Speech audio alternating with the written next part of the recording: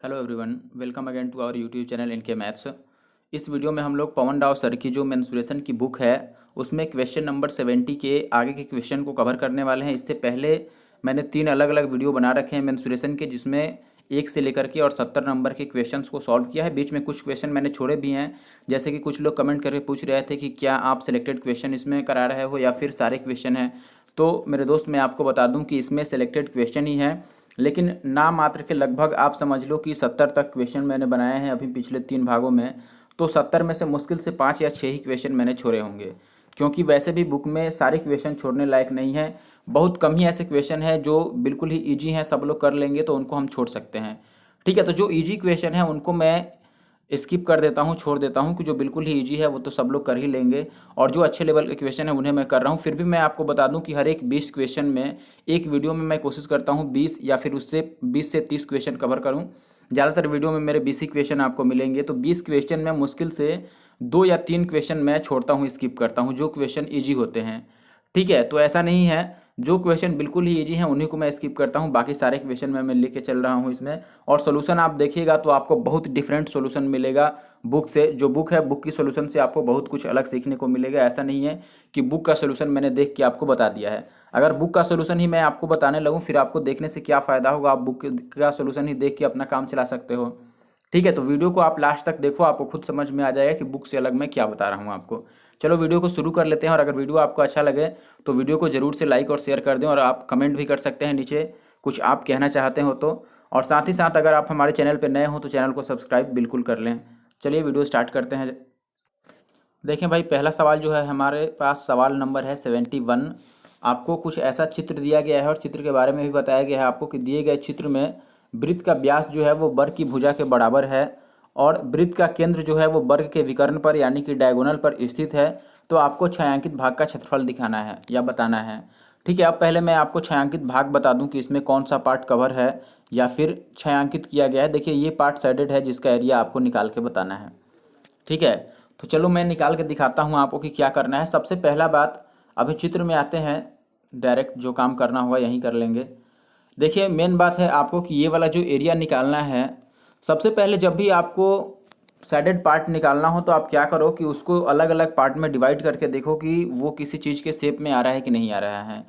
ठीक है, जैसे मान लो हम इसको कैसे कैसे डिवाइड कर सकते हैं। सबसे पहला ख्याल आएगा कि ऐसे अगर हम डिवाइड कर लें तो एक ट्राइंगल मिल जाएगा और एक सेमी सर्कल मिलेगा, यानी कि एक त्रिभुज मिलेगा आपको और एक अर्धवृत्त मिलेगा।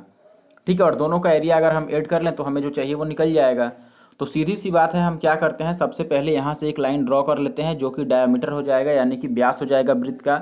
और आपको पता है कि वृत्त की त्रिज्या अगर 14 है तो ये व्यास कितना हो जाएगा भाई, 28 हो जाएगा। ठीक है, अब व्यास हमारे पास 28 हो गया, तो हमें बस ये एरिया निकालना है त्रिभुज का, और साथ में सेमी सर्कल का एरिया निकालना है। तो बाकी किसी चीज़ से मतलब नहीं रह जाता है। अब हमें निकालना क्या है, देखिए, एक तो त्रिभुज और प्लस में एक सेमी सर्कल निकालना है ऐसे।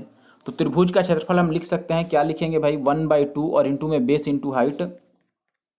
या एक और काम कर सकते हैं, आपको पता है कि इसको अगर हम पूरा कर देंगे तो ये स्क्वायर बन जाएगा। क्यों स्क्वायर बन जाएगा, क्योंकि ये जो लाइन है आप देख रहे हैं यहाँ पे 28 जिस पर मैंने लिखा है वो डायगोनल है, और अर्धवृत्त में बना कोण ये समकोण भी है। इसी तरह का अगर हम दूसरी तरफ बना दें तो ये पूरा पूरा एक स्क्वायर बन जाएगा। तो आप ये कह सकते हो कि ये वाला जो त्रिभुज है ये स्क्वायर का आधा भाग है। तो हम स्क्वायर का एरिया निकाल के आधा कर लेते हैं, या फिर आप चाहो तो ऐसे भी निकाल सकते हो कि ये 28 है तो इसका ये नीचे वाला साइड कितना हो जाएगा, 28/√2 हो जाए। ये आपने पढ़ा होगा। ठीक है, क्यों, क्योंकि ये जो यहाँ पे है ये एंगल 45 बन जाएगा, ये 45 बन जाएगा। ठीक है, हालांकि उतना मैं डिस्क्राइब नहीं करना चाहता हूँ क्योंकि मैं उस तरीके से नहीं सॉल्व कर रहा हूँ फिलहाल। किताब में जैसे किया है मैं उस तरीके पे नहीं जा रहा हूँ। किताब में आपको ये चीज़ निकाला हुआ है और ये निकाला गया है बेस और हाइट, फिर 1/2 इंटू बेस इंटू हाइट किया है। मैं आपको बोल रहा हूँ कि आपको पता होगा, मैंने पिछली वीडियो में आपको कई वीडियो में बताया हुआ है कि अगर स्क्वायर का डायगोनल आपको पता है डी, यानी कि स्क्वायर का वर्ग का विकर्ण आपको पता है, तो वर्ग का जो क्षेत्रफल होता है वो होता है 1/2 और डी का स्क्वायर, यानी कि विकर्ण का स्क्वायर। ठीक है, तो ऐसे हम स्क्वायर का एरिया निकालते हैं। अगर इसी को 1/2 से और गुना कर दें तो ये स्क्वायर का आधा हो जाएगा जो हमें ज्ञात करना है, यानी कि 1/4 डी स्क्वायर कर लेंगे तो हमें ये त्रिभुज का क्षेत्रफल मिल जाएगा। तो वही काम मैं करने वाला हूँ, ज़्यादा यहाँ पर मेहनत की ज़रूरत नहीं है। ऐसा नहीं है कि अब बेस और हाइट निकालने लगेंगे। जब डायगोनल हमें पता है कि ये जो 28 है यही विकर्ण है तो हम इसी से बात बना लेंगे। तो देखो इस त्रिभुज का जो क्षेत्रफल होगा वो तो हो जाएगा 1/2, 1/4 एक ही बार अब, ठीक है, 1/4 और डायगोनल का स्क्वायर यानी कि 28 गुणा में 28। अभी बात करते हैं प्लस में हमें सेमी सर्कल भी चाहिए यानी कि पाई, तो आप चाहो तो पाई डायरेक्ट लिख लो, या आपको पता होगा कि जब त्रिज्या होता है 7 तो एरिया होता है 154। ये बात पता होगा आपको स्टैंडर्ड सर्कल में। तो देखो 154 तो मैंने पहले लिख दिया, लेकिन ये कब के लिए होता है, जब त्रिज्या 7 हो। यहाँ पे त्रिज्या आपको 14 दिया है डबल, तो अगर साइड लेंथ डबल हो रहा है तो जो एरिया होगा उसके स्क्वायर का मल्टीपल होता है, यानी कि स्क्वायर से मल्टीप्लाई करना होता है आपको। तो यहाँ पर रेडियस अगर 2 गुना हो रहा है तो एरिया जो है वो 4 गुना हो जाएगा, तो हम इसको 4 से गुना कर दे रहे हैं। लेकिन ये आपको पता है कि ये पूरे सर्कल का एरिया है, 154 पूरे सर्कल का होता है, हमें यहाँ पर सेमी सर्कल है, अर्धवृत्त है, तो इसको आधा भी करना पड़ेगा।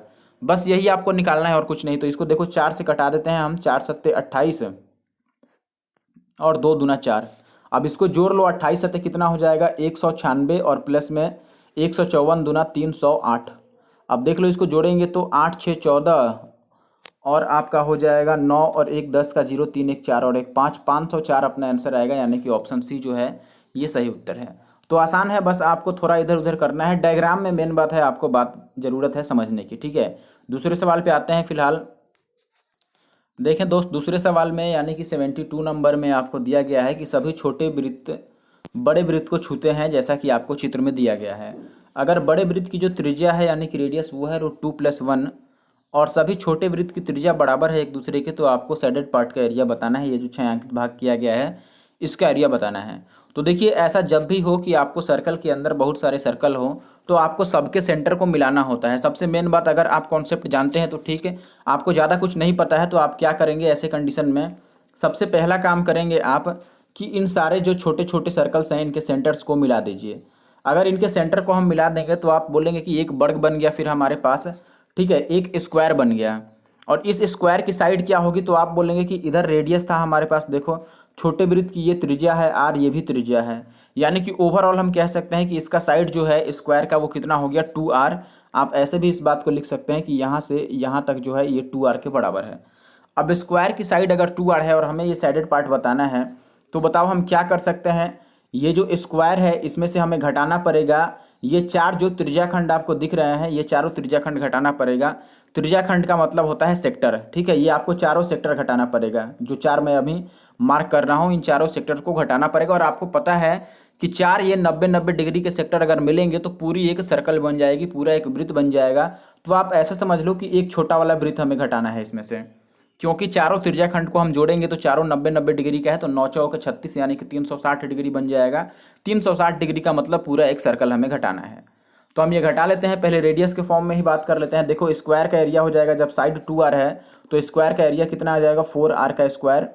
फिर माइनस में बात करते हैं सर्कल के, इस छोटे सर्कल का, तो छोटे सर्कल का रेडियस r ही दे रखा है तो वो कितना बन जाएगा, तो आप बोलेंगे बाई r स्क्वायर हो जाएगा उसका क्षेत्रफल। अब r स्क्वायर अगर हम कॉमन ले लेते हैं तो हमारे पास बच जाएगा 4 - पाई।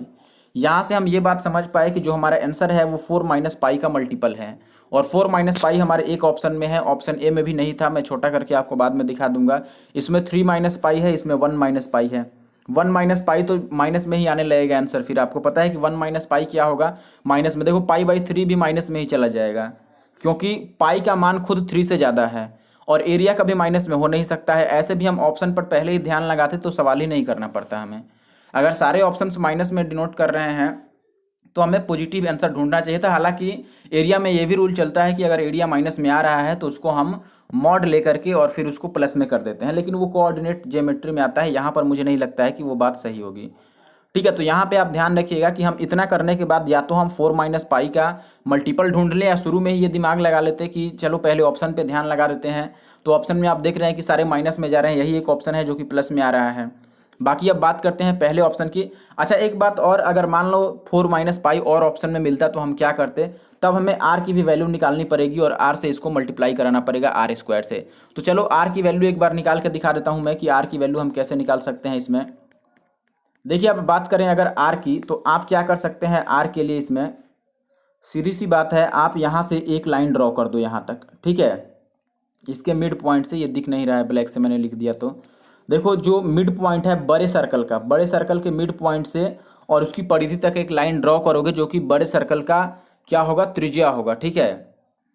वो बड़े सर्कल का त्रिज्या होगा, और बड़े सर्कल का त्रिज्या सवाल में आपको दे रखा था कितना, √2 + 1।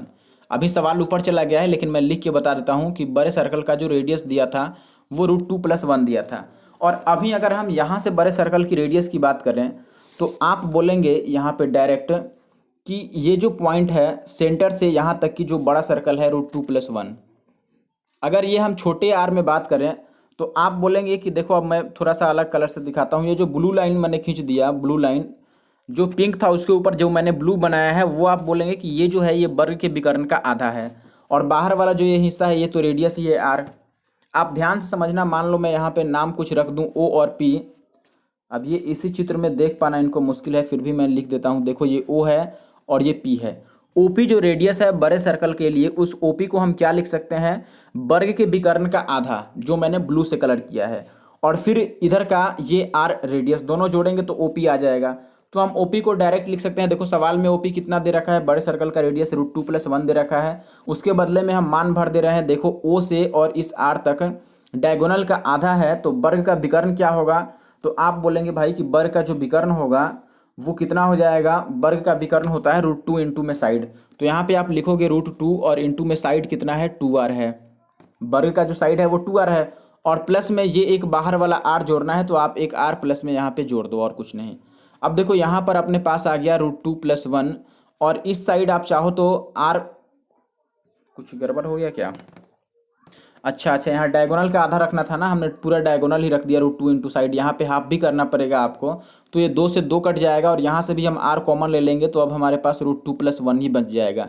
अब देखोगे √2 + 1 दोनों साइड से कट गया, तो r की वैल्यू 1 आ गई।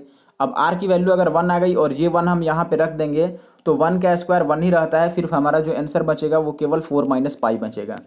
ठीक है, तो मैंने आपको शॉर्टकट भी बता दिया है कि अगर आप जल्दी करना चाहते हैं तो ऐसे सवालों में क्या अप्रोच लगा सकते हैं। पूरा आपको मेथड भी बता दिया है। ऐसा नहीं है कि अगर एक ऑप्शन से ज़्यादा ऑप्शन मैच करने लगे तो आपके पास कोई ऑप्शन ना बचे। वैसे कंडीशन में आप इस तरीके से पूरा सॉल्व कर सकते हैं। तो अगर वीडियो अच्छा लग रहा है तो ज़रूर से एक अच्छा सा कमेंट करें और वीडियो को लाइक कर दें। देखिए इस बार भी सवाल आपके पास कुछ पिछले सवाल जैसा ही है बिल्कुल। यहाँ पे क्या निकालना है मैं आपको बता देता हूँ। छायांकित भाग अपने पास कौन सा है। देखिए ये जो बाहर बाहर वाला पार्ट है छोटा छोटा, जिसमें 1 2 3 4 ये मार्क किया गया है, तो यही आपको एरिया निकालना है 1 2 3 4 5 6 तक का। ठीक है, जो मैंने हल्का हल्का मार्क कर दिया है अभी पिंक से, उसी एरिया को हमें निकाल के दिखाना है कि ये एरिया कितना बनेगा। ठीक है, तो देखो कैसे निकाल सकते हैं। मैंने आपको बताया था दोस्त कि जब भी ऐसा बात आ जाए कि एक बड़े सर्कल के अंदर बहुत सारा सर्कल आ जाए, तब हमें क्या करना चाहिए ऐसे कंडीशन में।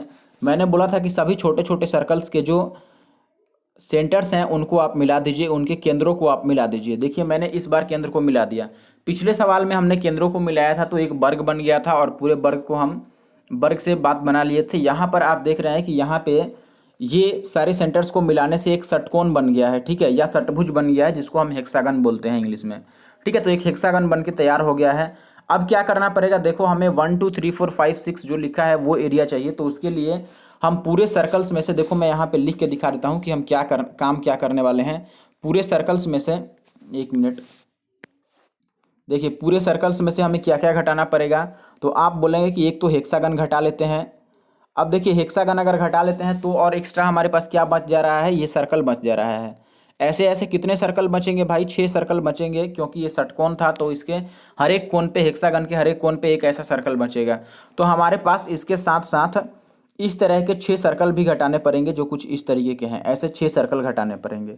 देख रहे हैं आप, अगर सैडेड पार्ट हमें बताना है तो सैडेड एरिया निकालने के लिए हमें पूरे बड़े वाले वृत्त में से एक तो हेक्सागन घटाना पड़ेगा, यानी कि समषटभुज घटाना पड़ेगा, और माइनस में ये त्रिज्याखंड घटाना पड़ेगा इतना बड़ा, यानी कि सेक्टर।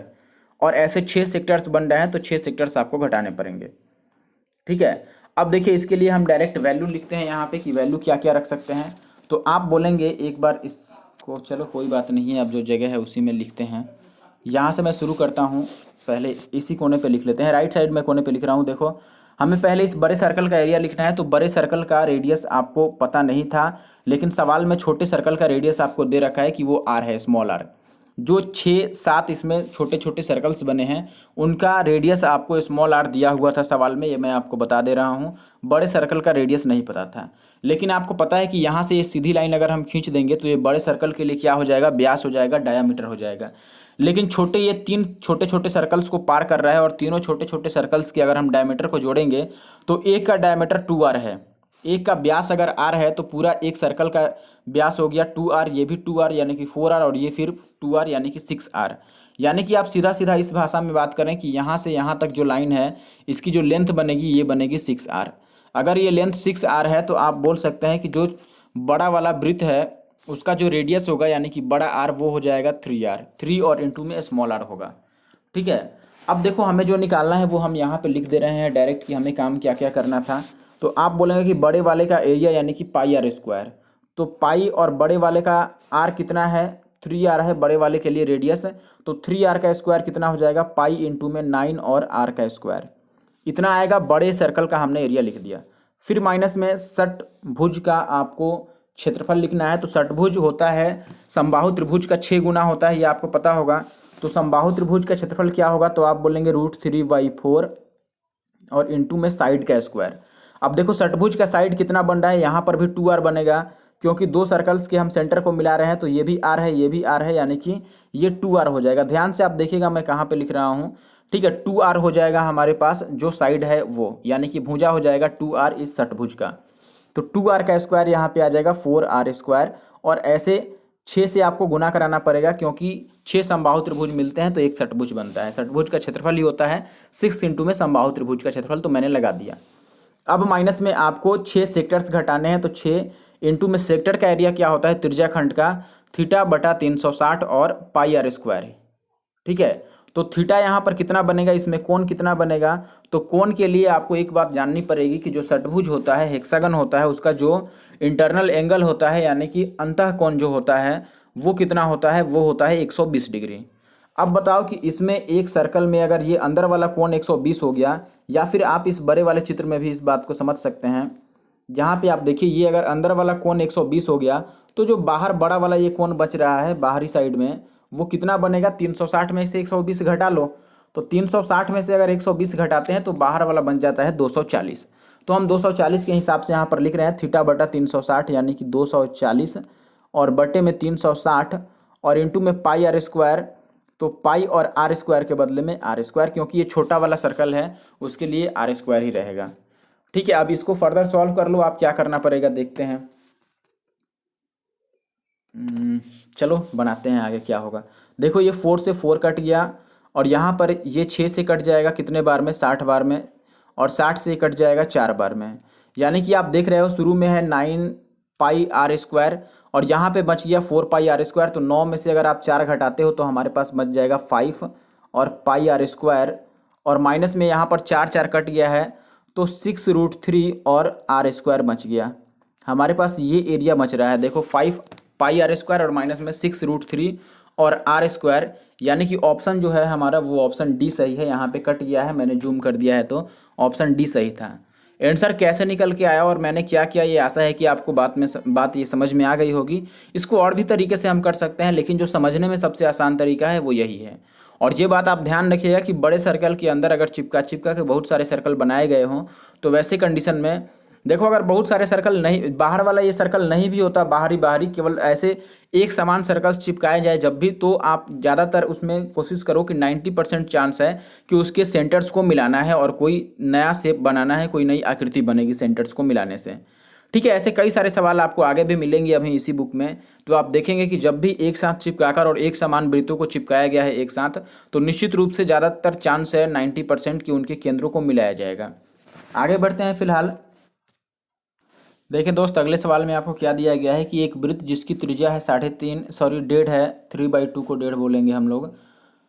त्रिज्या है 3/2 सेंटीमीटर, ए बी और एम एन जो है वो व्यास है यानी कि डायमीटर हैं, जो एक दूसरे के लंबवत भी हैं यानी कि परपेंडिकुलर भी हैं। और आपको कुछ यहाँ पे दिया गया है इन्फॉर्मेशन कि सी जी जो है वो लंब है ए बी पर, और डी एफ जो है वो एम एन पर लंब है। ए ई और ई बी का जो रेशियो है वो 1:2 है, और यही रेशियो एन एल का एल एम के साथ है। तो हमें डी एच ज्ञात करना है कि डी एच की वैल्यू क्या होगी। आप यहाँ पे चित्र में देख सकते हैं, चित्र में यहाँ कुछ बनाया गया है। चलो हम अपना अलग चित्र बनाते हैं और फिर समझते हैं क्या है क्या नहीं। तो चित्र बना लें अलग ना, चलो चित्र से ही काम करना है तो चित्र तो बनाना पड़ेगा। फिर कुछ ऐसे कर लेते हैं जब अपना चित्र बनाना है अलग। देखिए मैं यहाँ पे चित्र बना के आपको बात समझा रहा हूँ कि क्या है। एक मैंने यहाँ पे सर्कल बनाया। इस सर्कल में आपको कह रहा है कि ए बी जो है और एम एन वो व्यास है। जैसा कि चित्र वो था वैसा ही मैं कुछ खींच रहा हूँ। ठीक है, ये हो गया हमारे पास एम एन, जिसमें नीचे एन था और ऊपर था एम, ये व्यास है। साथ में ए बी जो है वो भी व्यास है, ये ए है ये बी है, ये भी व्यास हो गया। अब कह रहा है आपके पास कि सी जी जो है वो ए बी पर लंब है। सी जी कोई लाइन खींचा गया है जो ए बी पर लंब है, और वो पीछे वाले में भी था, तो यहाँ पर भी वो मैं आपको खींच के दिखा दे रहा हूँ। ऐसे कुछ था सी जी, यहाँ से खींचा गया था। ऊपर सी है मान लो और नीचे जी है। अब दूसरा जो लाइन है वो है डी एफ, वो एम एन पर लंब है। डी एफ जो है वो एम एन पर लंब है और वो ऐसे है कुछ यहाँ से। ठीक है, सी और जी को हम थोड़ा आगे बना लेते हैं ऐसे। ठीक है, ये सी है ये जी है नीचे वाला, और एक एम एन ऐसे लाइन खींची हुई है। एम एन पर जो लंब है वो कौन सी लाइन है, डी एफ है। तो हम यहाँ से मान लो डी एफ खींच दिए, ये डी है ये एफ है, और बीच में जो कट रहे थे इसका भी नाम है एल, और ऐसे था नाम, यहाँ पर एल था अपने पास। एक मिनट, ये एल है हमारे पास, ये ओ था, और भी नाम था हमारे पास, ये ई था और ये एच था, ऐसे नाम था। ठीक है, ऐसा चित्र में दिया हुआ था। मैं आपको बना के यहाँ पे दिखा देता हूँ, क्योंकि अगर मैं उस चित्र को बड़ा करता तो हमारे डेटा कट जाते यहाँ पर क्वेश्चन में से। तो चलिए अब देखिए यहाँ पर हमारे पास क्या क्या दिया हुआ है, उसको हम लिखना शुरू कर लेते हैं। सबसे पहले कि ये लंबवत हैं, तो ये सारे मिलके एक वर्ग बना देंगे। आप देख रहे हैं ये स्क्वायर बन जाएगा, यानी कि ओ ई एच एल जो है वो एक स्क्वायर हो गया। अब बाकी जो डिटेल्स दिया गया है उस पर हम काम करते हैं। आपको ये दिया गया है कि जो रेडियस है वो 3/2 है। अगर रेडियस 3/2 है तो डायमीटर कितना हो जाएगा, तो आप बोलेंगे 3 हो जाएगा, डबल हो जाएगा 3/2 का। डबल का मतलब 2 से गुना करेंगे तो 3 आ जाएगा। अब देखो ए ई का ई बी से रेशियो दिया गया है 1:2। ए ई का ई बी से, देखो ए ई यहाँ पर है और ई बी इसके आगे है, इन दोनों का जो रेशियो है वो 1:2 है। अब बताओ कि टोटल ए बी व्यास है और व्यास की वैल्यू 3 है। अगर इस 3 को हम 1:2 में बांटेंगे तो क्या होगा, आपको पता है ना कि ए ई और ई बी दोनों को अगर हम जोड़ते हैं, देखो ये ए ई है और इसके आगे है ई बी, अगर दोनों को जोड़ेंगे तो हमें क्या मिल जाएगा भाई, व्यास मिल जाएगा। और व्यास का लेंथ हमारे पास 3 है। अगर व्यास यानी कि डायमीटर का लेंथ 3 है हमारे पास, और इस 3 को 1 और 2 की रेशियो में बांटेंगे, तो आप बोलेंगे कि यहाँ पर 2 और 1 टोटल रेशियो वाला भी 3 है और एग्जैक्ट वैल्यू भी 3 ही है। इसका मतलब ये जो 1 और 2 है ये रेशियो में भी 1 2 रहेगा, और एग्जैक्ट वैल्यू जो ओरिजिनल में होगा वो भी 1 सेंटीमीटर और 2 सेंटीमीटर होगा। यानी कि ए ई का मान 1 सेंटीमीटर है और जो ई बी का मान है वो 2 सेंटीमीटर है, तभी जोड़ करके डायमीटर 3 बन सकता है। तो अभी मैं इन सबको हटाता हूँ जो इतना सारा मैंने लिख दिया है। अब आपको मैं मेन मुद्दे पर लाता हूँ कि क्या क्या हमें पता है। अब देखो हम ये समझ गए कि अगर ए ई और ई बी को हम रेशियो में भी डिवाइड करेंगे तो 1 और 2 ही आना है, क्योंकि रेशियो का जो जोड़ है वो हमारे डायमीटर के व्यास के बराबर ही है। इसका मतलब ए ई 1 है तो पूरा ई से बी तक कितना है भाई, 2 है। ई से बी तक 2 है, लेकिन आपको पता है कि ओ से बी तक तो रेडियस है। ओ भी रेडियस है कि नहीं, क्योंकि ए बी क्या था, डायमीटर था, और ओ केंद्र है। अगर ए बी डायमीटर था, व्यास था, तो ओ बी त्रिज्या हो गया, और त्रिज्या है यहाँ पर 3/2 यानी कि 1.5। देखो ये 1.5 है। ओ बी जो है, अब मैं इसको नीचे वाले लाइन को पहले हटा दूं। देखो ओ बी हमारे पास 1.5 है, और ई से बी तक जो था ये टोटल 2 था। ई बी 2 था, अभी हमने रेशियो से निकाला था कि ई बी 2 है। अब ई बी अगर 2 है और ओ से बी तक ही 1.5 है, तो जो ओ से ई तक बचेगा ये 0.5 बचेगा। ठीक है, ओ से ई तक कितना बचेगा भाई, 0.5 बचेगा। अब इसको मैं थोड़ा ये सब हटा के लिखता हूँ ताकि हमें ज़्यादा परेशानी ना हो। ये कितना होगा, 0.5 होगा। ठीक है, अब देखो ऐसे नहीं भी समझते तो हम इतना भी कर लेते, आगे बढ़ने की जरूरत नहीं थी। हम यहीं से कहते हैं कि ओ से ए तक भी तो हमारा रेडियस ही है, यानी कि ये 1.5 है। ओ से ए तक अगर 1.5 है रेडियस होने के कारण, और ए ई केवल 1 हो गया, तो आगे जो पोर्शन बचा, जो लेंथ बची, वो कितनी हो गई, 0.5। ठीक है, अब वो 0.5 हो गई। ऐसे ही हमें ये दिया हुआ है कि जो एम से एल का और एल से एन तक का रेशियो है ये भी 1:2 है। यहाँ पर दिया है कि एन एल और एल एम का जो रेशियो है ये भी 1:2 है। अगर एन एल और एल एम का रेशियो भी 1:2 है तो ये भी मिल करके एम एन एक 82 है, और ब्यास टोटल 3 के बराबर था डी। अब देखो अगर 1:2 में फिर से 3 को बांटेंगे तो 1 2 ही आना है। 1 2 ही आने का मतलब सिमिलरली यहाँ पर ओ से एन तक रेडियस है और वो कितना है, 1.5 है, लेकिन एन एल कितना आ गया हमारे पास, 1 आ गया। ठीक है, एन एल क्योंकि यहाँ पर रेशियो में एन एल 1 है तो 1 ही आना है, यहाँ पे एग्जैक्ट वैल्यू रेशियो के बराबर ही है। तो हम ये कहेंगे कि एन एल अगर 1 हो गया और एन से ओ तक रेडियस था तो ये कितना हो गया, 0.5 हो गया। ठीक है, अब देखो यहाँ से अगर मैं डी से ओ को मिला देता हूँ तो डी ओ और एल, DOL एक समकोण त्रिभुज बन रहा है। इसको मैं अलग बना के अब दिखाता हूँ कि हमारे पास कैसा त्रिभुज बना है। कुछ इस तरीके का त्रिभुज बना है जिसमें ये O है, ये D है और ये है L, जिसमें बीच में एक H भी है और हमें DH की ही वैल्यू बतानी थी। फिलहाल हमें ये पता है कि O से D तक त्रिज्या है, O से D तक क्या है, त्रिज्या है, यानी कि ये 1.5 है। OD त्रिज्या है, आप बड़े चित्र में भी देख सकते हैं। और O से L तक कितना है, 0.5 है। अब अगर मैं यहाँ पे DL की बात करूँ तो आप पाइथागोरस DL लगाएंगे तो आप बोलेंगे ये होगा 1.5 का स्क्वायर और माइनस में 0.5 के स्क्वायर का वर्गमूल। ठीक है, अगर आप पाइथागोरस प्रमेय लगाते हैं तो √100 आप बोलेंगे 1.5 का स्क्वायर और माइनस में 0.5 का स्क्वायर। अब अगर इसे आप सॉल्व करते हैं तो ये आ जाएगा 225 यानी कि 2.25 और ये केवल 0.25 आएगा, यानी कि ओवरऑल आपका आएगा वैल्यू √2। कितना आएगा भैया, √2 आएगा। देखो अगर DL हमारे पास केवल √2 हो गया, DL हमारे पास √2 हो गया और हमें DH बताना है तो DH बराबर मैं क्या लिख सकता हूँ बताओ। DH बराबर मैं लिख सकता हूँ कि DL में से अगर मैं HL घटा दूँ तो हमारा DH बच जाएगा। DL में से HL हमें घटाना पड़ेगा, सीधी सी बात है। और DL हमारे पास कितना आ गया है, √2, तो DL को मैंने लिख दिया कि DL हमारे पास कितना है भाई, DL है √2। अब इसमें से घटाना क्या है, HL, तो HL आप इस चित्र से देख सकते हैं क्योंकि EOLH जो है ये एक स्क्वायर है। ठीक है, आप देखो मैं ब्लैक कलर से इसमें बना के दिखाता हूँ। ये पूरा जो है ये एक स्क्वायर है। अब ऊपर वाला पोर्शन अगर आधा है 0.2 है तो HL की वैल्यू भी 0.5 है तो HL की वैल्यू भी 0.5 होगी, यानी कि हम आंसर में कहेंगे √2 माइनस में 0.5।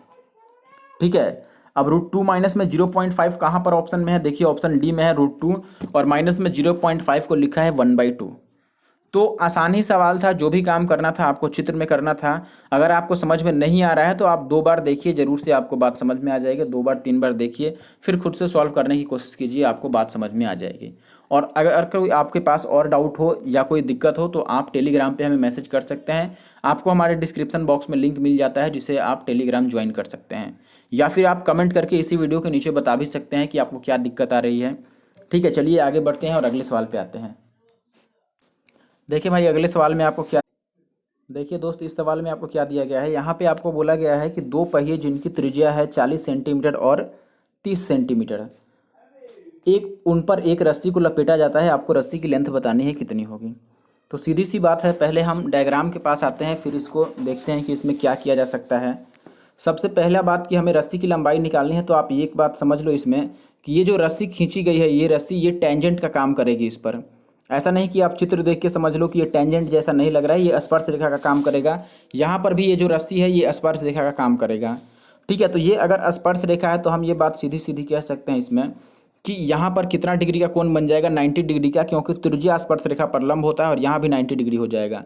अब देखो इस चतुर्भुज में जिसमें मैं 90 डिग्री मार्क कर रहा हूँ उसमें 3 कोण 90 डिग्री के मिल गए हमें, तो चौथा कोण भी यहाँ पे क्या बनेगा, वो भी 90 डिग्री का बनेगा, वो भी 90 डिग्री का।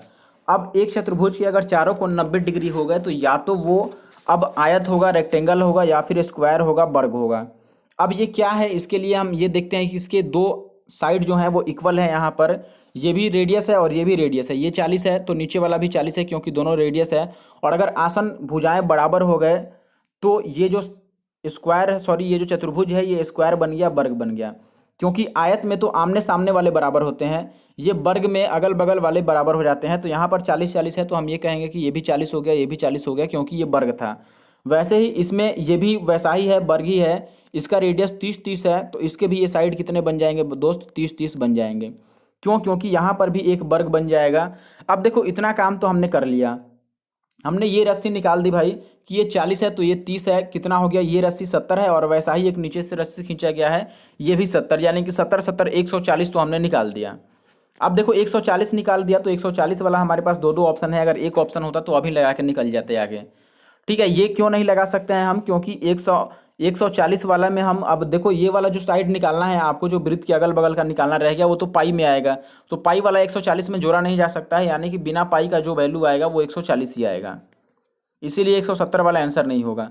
अब देखो 140 निकालने के बाद आपका और क्या काम रह जाता है, आपका काम रह जाता है कि ये अब रस्सी की लंबाई इतनी निकालो, क्योंकि जब पहिए पर लपेटी जाएगी तो ये भी रस्सी की लंबाई हो गई, इसे भी हमें निकालना पड़ेगा। और वैसा ही आपको दूसरे पहिए में भी इतनी लंबाई निकालनी पड़ेगी। तो ये हम कैसे निकाल सकते हैं, चाप की लंबाई का फॉर्मूला लगा दो। या फिर ऐसे ही आप लिख दो कि 360 डिग्री पे 2 पाई आर होता है परिधि। तो यहाँ पे हमारे पास जितना डिग्री बचेगा उसका निकाल लेंगे।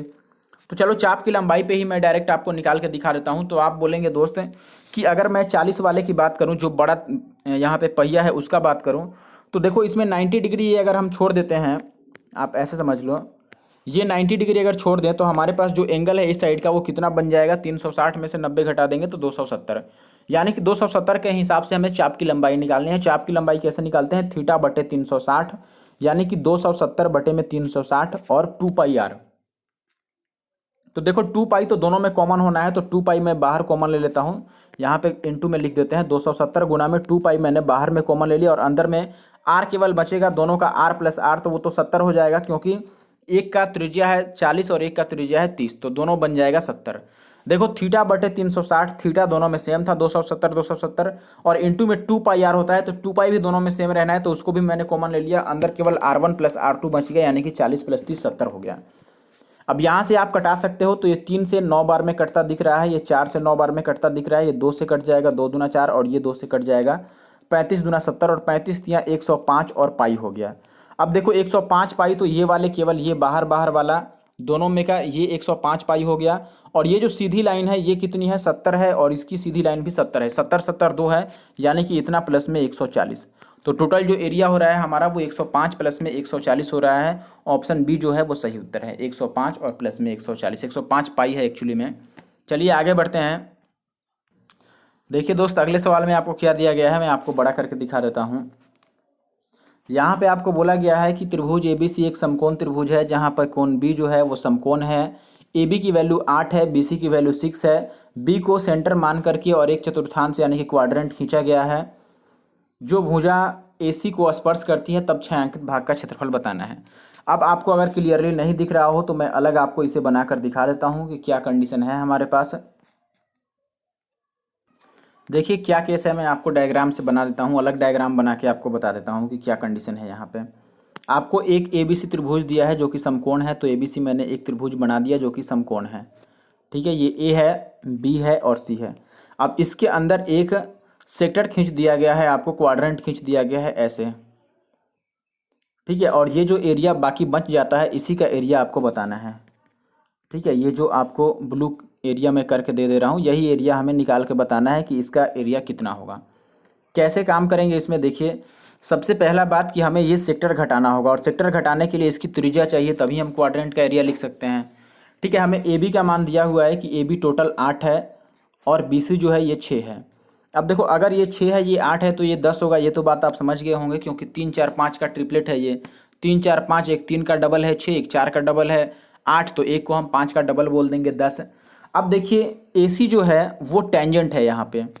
AC क्या है, ये जो क्वाड्रेंट है इस पर AC जो खींचा गया है वो टेंजेंट है, यानी कि स्पर्श रेखा है। तो B से अगर मैं यहाँ पे त्रिज्या खींचता हूँ तो ये तो रेडियस होगा पहला बात, और ये लंब भी होगा इस पर। ठीक है, लंब क्यों होगा, क्योंकि त्रिज्या जो होता है वो स्पर्श रेखा पर लंब होता है और AC यहाँ पे स्पर्श रेखा है।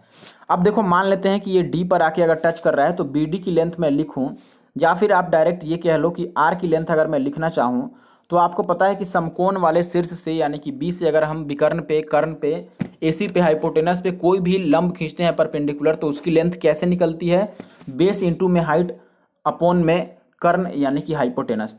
आधार गुना में लंब और बटे में कर्ण होता है, तो आधार है 6 और लंब है 8, तो 8 छक 48 और बटे में 10, तो 8 छक 48 बटे में 10 कितना हो गया, 4.8।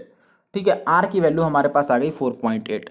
और आपको निकालना क्या रह गया, अब निकालना है आपको त्रिभुज ABC का क्षेत्रफल और माइनस में ये क्वाड्रेंट। बस देखो त्रिभुज का क्षेत्रफल आप लिख लेंगे 1/2 इंटू में बेस इंटू में हाइट, यानी कि 8 छक 48। ठीक है, और माइनस में क्वाड्रेंट का एरिया हो जाएगा π/4, क्योंकि ये 90 डिग्री है यहाँ पे, तो π/4 ऑफ R स्क्वायर। R का मतलब 4.8 का स्क्वायर, ये आपको निकालना है। तो आगे आप इसको सॉल्व कर लेना, ये हो जाएगा 24 अपने पास, तो 24 और माइनस में जो बच रहा है उसका वैल्यू आप पुट करके सॉल्व कर लेना। जगह की थोड़ी कमी है, वैसे आप सॉल्व कर सकते हैं, इसमें कोई बड़ी कैलकुलेशन नहीं है। ठीक है, मैं आपको आंसर बता देता हूँ कि आंसर लगभग 5.9 आपका आएगा, 5.9 के करीब। और ऑप्शन सी जो होगा वो सही उत्तर होगा हमारा, 5.5 से 6 के बीच में हमारा आंसर आएगा, यही हमारा उत्तर है। आप इसको सॉल्व करके आगे चेक कर लेना, और आंसर आया कि नहीं आप कमेंट करके बता सकते हैं। देखिए अगला सवाल जो है हमारे पास, इसमें आपको दिया गया है कि रेडियस जो है वो आर है, तो चतुर्भुज का परिमाप बताना है यानी कि पेरीमीटर बताना है। और ये दे रखा है कि ए बी जो है वो डी सी के पैरेलल है, ए बी डी सी के समांतर है। ठीक है, तो यहाँ पे देखिए हम क्या कर सकते हैं। यहाँ पे सबसे पहला बात कि अगर मैं यहाँ से एक लाइन खींचता हूँ तो वो व्यास बन जाएगा, और यही लाइन मैं यहाँ भी खींच देता हूँ तो ये भी व्यास बन जाएगा। ये बात आप देख रहे हैं कि नहीं, ये व्यास है एक्चुअली में। अगर यहाँ से हम खींचते हैं तो व्यास का मतलब ये एक मिनट, यहाँ से हम खींचते हैं तो ये डायमीटर बन जाएगा। अब इसको मैं ज़रा अलग बना के आपको दिखाता हूँ कि ये कुछ ऐसा है। देखिए ये हमारे पास 60 डिग्री का था, और अगर ये 60 है तो ऊपर 30 हो जाएगा, क्योंकि ये कितना है 90 है।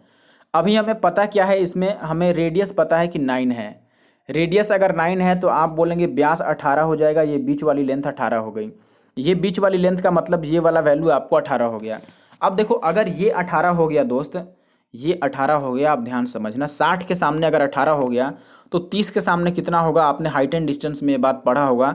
60 के सामने का जो वैल्यू होता है वो 30 वाले के सामने वाले का √3 टाइम्स होता है। ठीक है, यानी कि 60 के सामने अगर 18 है तो 30 के सामने हम निकालने के लिए √3 से डिवाइड करते हैं, तो ये 18 बटे में √3 आएगा, और 3 छक 18 होता है, यानी कि ये 6√3 आ जाएगा।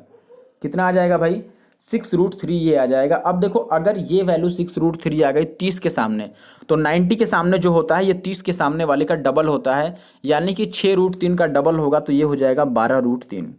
और ये 12√3 किसकी वैल्यू थी, ये सी है। ये मान लेते हैं हमने कुछ बनाया है तो इसको एन मान लेते हैं, और ये था बी, यानी कि बी सी की वैल्यू हमारे पास कितना आ गया है, बी सी की वैल्यू आ गया है 12√3। ये बात आप समझ लीजिएगा। और सेम तरीके से अगर आप निकालोगे तो ए डी की वैल्यू भी 12√3 आपको दिखेगा कि ए डी की वैल्यू भी 12√3 है, और बी सी की वैल्यू भी 12√3 है। अब देखो अगर इतना बात आप समझ गए तो यहाँ से हमें निकालना जो है वो थोड़ा आसान हो गया। हमें परिमाप बताना है, तो मैं इनको ज़रा हटा के और आपको परिमाप निकाल के दिखाता हूँ कि परिमाप कैसे निकालेंगे। इनको हटा लिया हमने, एक मिनट। चलिए देखिए लगभग मैंने मिटा दिया। अब यहाँ पे आपको पेरीमीटर इसका निकालना है। परिमाप का मतलब आपको पता है भुजाओं का योग। तो भुजा जोड़ने के लिए हम क्या करते हैं, देखो मान लो मैंने कि इसको बोल दिया मैंने ए। अब अगर ये ए है तो ये भी ए हो जाएगा, क्योंकि बाहरी बिंदु बी से खींची गई स्पर्शरेखाएं बराबर होती हैं। वैसे ही अगर मैं इसको बी लिखूंगा तो ये भी बी हो जाएगा, इसको सी लिखूंगा तो ये भी सी हो जाएगा, ये सी हो जाएगा। और इसको अगर मैं डी लिखूंगा, एक मिनट, इसको डी लिखूंगा तो ये भी कितना हो जाएगा भाई, डी हो जाएगा। अब देखो अगर हमें परिमाप निकालना है तो हमें सबको जोड़ना पड़ेगा, सीधी सी बात है। और सबको जोड़ेंगे तो आपको पता है कि सब चीज़ 2-2 बार आ रहा है। ए भी 2 बार आएगा, बी भी 2 बार आएगा, सी भी 2 बार आएगा, और डी भी 2 बार आएगा। तो अगर मैं सबको जोड़ता हूँ तो आप डायरेक्ट ऐसे कह सकते हैं कि ये आ जाएंगे ट्वाइस ऑफ, यानी कि 2 × ए + बी और प्लस में सी प्लस में डी, ऐसे बनेंगे। अब देखो 2a + b क्या है भाई, a + b है हमारे पास BC, जिसकी वैल्यू 12√3 है, और c प्लस जो d है ये है हमारे पास AD, जिसकी वैल्यू 12√3 थी। यानी कि ओवरऑल ये भी 12√3 है और ये वाला भी 12√3 है। तो 12√3 को अगर 2 बार जोड़ते हैं तो 24√3 बन जाएगा। तो इनके बदले मैं डायरेक्ट यहाँ पे लिख देता हूँ 24√3, और 24√3 को अगर 2 से गुना करेंगे तो आ जाएगा 48√3। ऑप्शन सी जो है वो सही उत्तर है। तो आसान ये सवाल है, आपको समझ में आ गया होगा, काफ़ी इजी है। आगे बढ़ते हैं। देखिए दोस्त अगले सवाल में आपको बोला गया कि 300 सिक्के जो बराबर त्रिज्या और बराबर ऊंचाई के हैं, जिनकी त्रिज्या 2 सेंटीमीटर और ऊंचाई 1 सेंटीमीटर है, उनमें से 3 को सतह पर इस प्रकार रखा जाता है कि उनके केंद्रों को मिलाने से एक त्रिभुज बनता है। उन पर बाकी सिक्के रखे जाते हैं बराबरी से, तो बनने वाली आकृति द्वारा बंद क्षेत्र का आयतन क्या होगा, ये आपको सवाल बताना है। चलिए कोई बात नहीं है, देखिए मैं चित्र से आपको समझाता हूँ कि चित्र में क्या बोला गया है आपको। देखिए यहाँ पर आपको बोला गया है कि 3 सिक्के ऐसे रख दिए जाते हैं, एक, ये दूसरा, और तीनों सिक्के बिल्कुल सेम हैं, और फिर यहाँ पे तीसरा। ये नीचे चल नहीं रहा है, कोई बात नहीं, आप समझ लो कि नीचे भी एक सर्कल है। अब ऐसे में आपको क्या बोला गया है, या चलो अलग बना देता हूँ, देखने में ठीक नहीं लग रहा है। यहाँ पे एक सर्कल है, एक ये सर्कल है, और एक ये सर्कल है। 3 सर्कल्स ऐसे खींचे गए हैं। अब इनमें आपको बोला गया है भाई कि इनके सेंटर्स को जब आप मिलाते हैं तो एक त्रिभुज बनता है ऐसे। और वैसे भी ये नहीं भी लिखा होता तो मैंने शुरू में आपको बताया था कि जब भी एक समान सर्कल्स को एक दूसरे के साथ सटा कर रखा जाए तो हम सेंटर्स को ही मिलाते हैं ज़्यादातर केसेज में। तो यहाँ पर सेंटर्स को मिला दिया गया।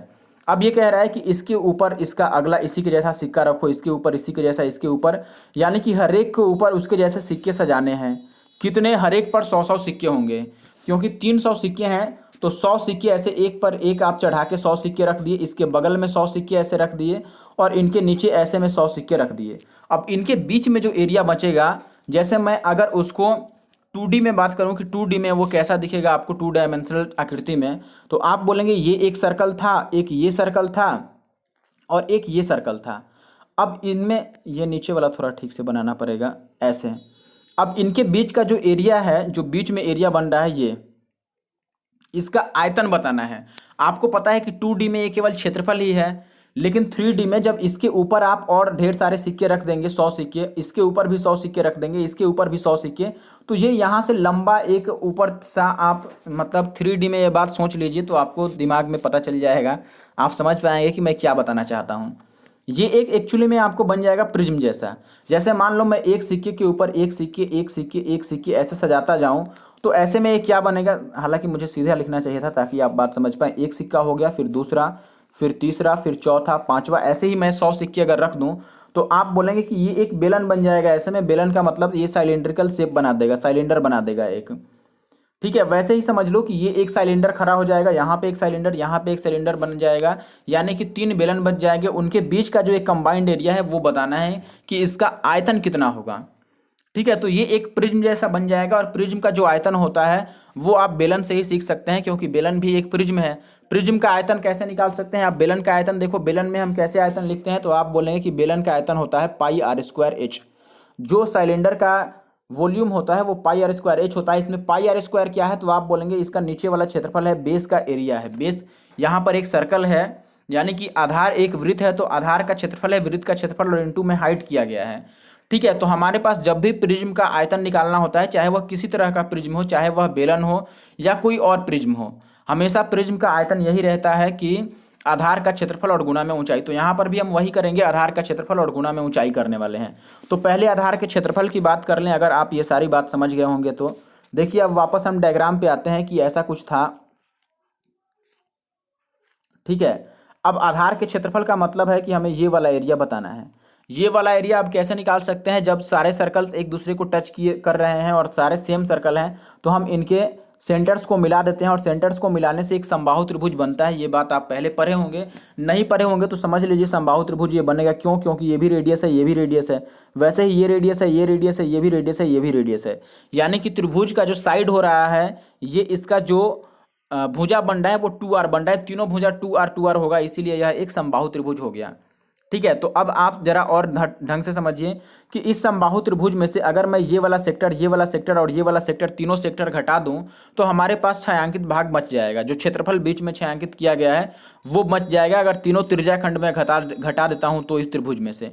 ठीक है, तो हम यहाँ पे अगर इसका एरिया लिख लें तो एरिया कितना होगा, देखो मैं एरिया यहाँ पे लिख देता हूँ डायरेक्ट। साइडेड पार्ट का जो एरिया है ये हो जाएगा समबाहु त्रिभुज और माइनस में ये सेक्टर ऐसे और गुणा में 3 सेक्टर्स हैं। 3 हमारे पास क्या है, यहाँ पे 3 है हमारे पास त्रिज्याखंड।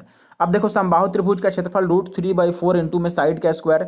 साइड कितना आ गया था, 2r आ गया था, तो 2r का स्क्वायर हो जाएगा 4r स्क्वायर और माइनस में सेक्टर का एरिया हो जाएगा। देखो ये समबाहु त्रिभुज है तो अंदर का जो कोण है ये 60 डिग्री हो जाएगा और θ/360 यानी कि 60/360 का मतलब हो गया 1/6 और पाई आर स्क्वायर यानी कि पाई/6 और r स्क्वायर।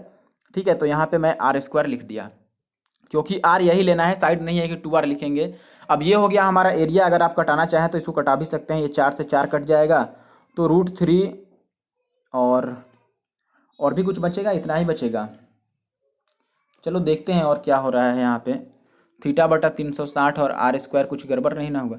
अच्छा यहाँ पर ऐसे 3 है तो हमें 3 से गुणा भी कराना पड़ेगा क्योंकि हमारे पास ऐसे 3 सेक्टर्स हैं तो 3 से गुणा भी करना पड़ेगा हमें।